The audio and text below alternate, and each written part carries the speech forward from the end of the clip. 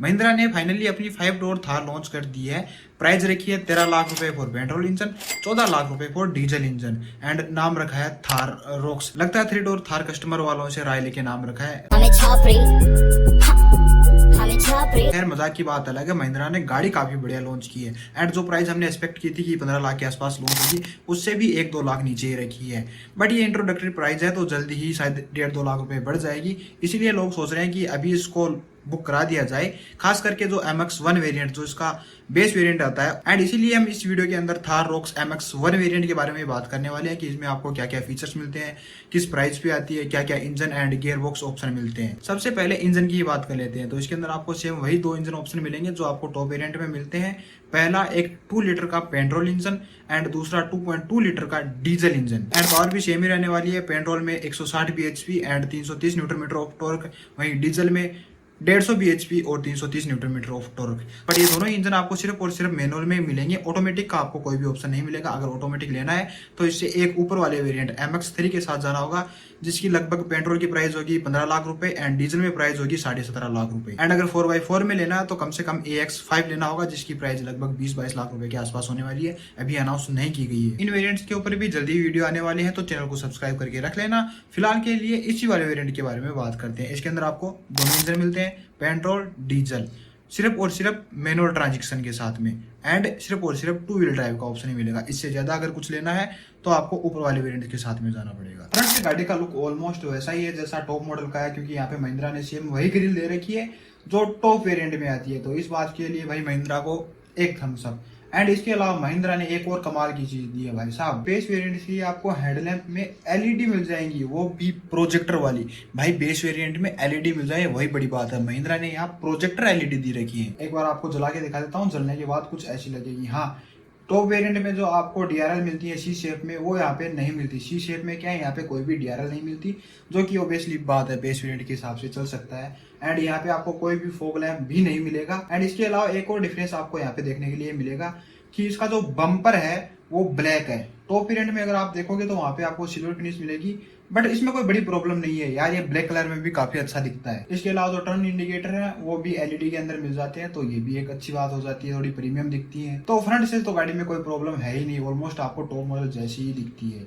बाकी साइड की अगर बात करें तो यहाँ पे आपको थोड़ा ऐसा लगेगा कि बेस वेरिएंट है। एंड इसका मेन रीजन यही है कि इसके अंदर आपको अलॉय व्हील नहीं मिलते। ऑब्वियस सी बात है, बेस वेरिएंट में अलॉय व्हील कहाँ से मिलेंगे। बट इसकी जो रिम है वो भी आपको ब्लैक कलर में नहीं बल्कि व्हाइट कलर में ही मिलेंगी। बट इसमें भी इतनी बड़ी कोई प्रॉब्लम है नहीं, बाहर से आप आराम से अलॉय व्हील लगा सकते हो। एंड अगर आप चाहो तो इसके अंदर जो टॉप वेरिएंट के 19 इंच के अलॉय व्हील लगा सकते हो।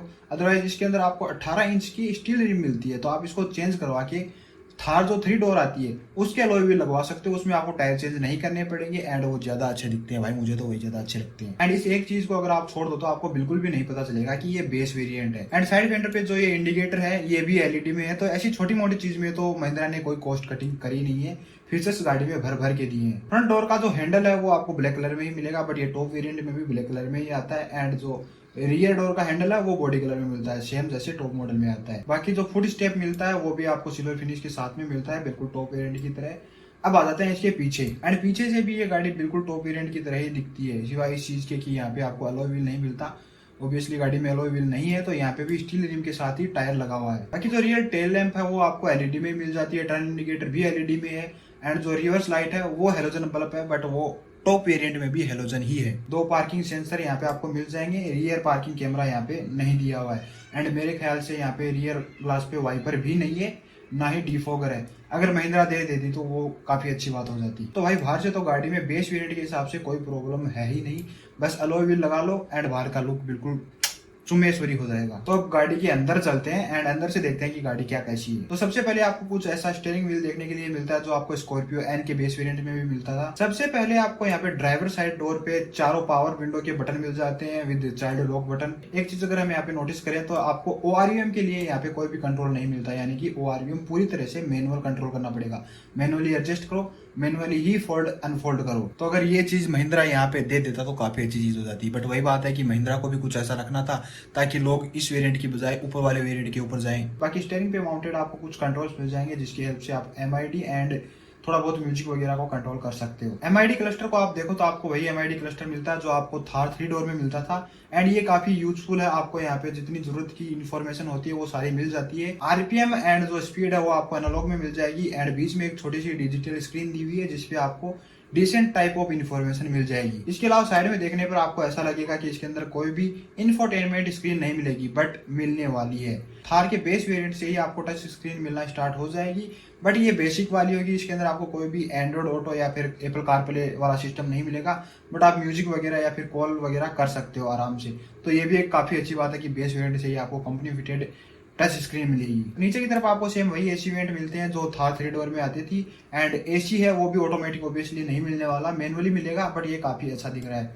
इसके नीचे कुछ कंट्रोल है, एंड इसके नीचे आपको 6 स्पीड मैनुअल ट्रांजिशन मिलने वाला है। इसमें आपको कोई ऑटोमेटिक ऑप्शन नहीं मिलेगा, बट पेट्रोल और डीजल दोनों के साथ में ही आपको 6 स्पीड गियर बॉक्स मिलने वाला है। उसके पीछे हैंड ब्रेक है, 2 कप होल्डर है, एंड सबसे अच्छी बात टॉप मॉडल वाला ही यहाँ पे आर्मरेस्ट भी दिया हुआ है जो स्लाइड भी होता है। बट आई डोंट थिंक ये लेदर वगैरह में होगा, शायद जो आपको सॉफ्ट प्लास्टिक टाइप आता है उसी में मिलेगा।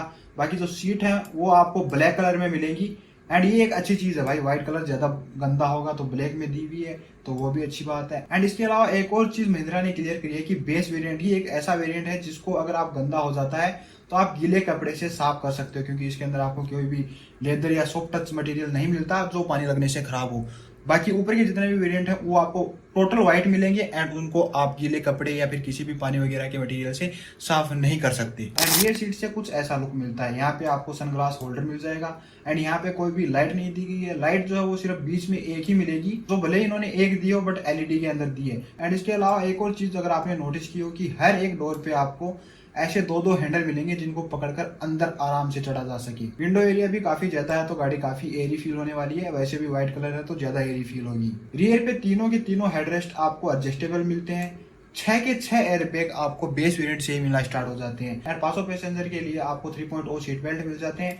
तो सेफ्टी के लिहाज से तो गाड़ी में कोई कॉम्प्रोमाइज नहीं किया गया है। बेस वेरिएंट से ही ज्यादातर चीजें स्टैंडर्ड कर दी गई है। एंड रियर सीट पे भी आपको पीछे एसी मिल जाती है, साथ में टाइप सी पोर्ट दिया हुआ है। यहाँ पे थोड़ी फोन वगैरह रखने के लिए जगह दी गई है। तो कुल मिला के गाड़ी के बेस वेरिएंट में ही आपको वो सारी फीचर्स मिल जाते हैं जो कि एक गाड़ी में होना जरूरी है। वो कौन कौन सा है मैं एक बार फिर से आपको बता देता हूँ। LED projector headlamp, LED tail lamp, ESP with BLD, 3-point seat belt for all 5 passenger, touch screen infotainment, push button start stop, electric power steering, engine start stop, steering mounted control, tire direction monitoring system, 60/40 split rear seat, rear AC vent, front sliding armrest, driver seat height adjustment, 4 speaker, चारों power window, rear USB-C port, remote control lock unlock system, height adjustable seat belt, sunglass holder, follow me headlamp। तो भाई इतने सारे features आपको इसके base variant से ही मिलना start हो जाते हैं। आई डोंट थिंक कि कोई भी और बेस वेरिएंट में आपको इतने सारे फीचर्स मिलते हो। एक तो गाड़ी इतनी दमदार, एंड उसके बाद में प्राइस इतनी कम, एंड उसके बाद में इतने सारे फीचर्स आपको महिंद्रा ही दे सकता है। तो अगर आप ये गाड़ी बुक कराने की सोच रहे हो तो इससे पहले कि गाड़ी की प्राइस बढ़ जाए गाड़ी को बुक करवा दो।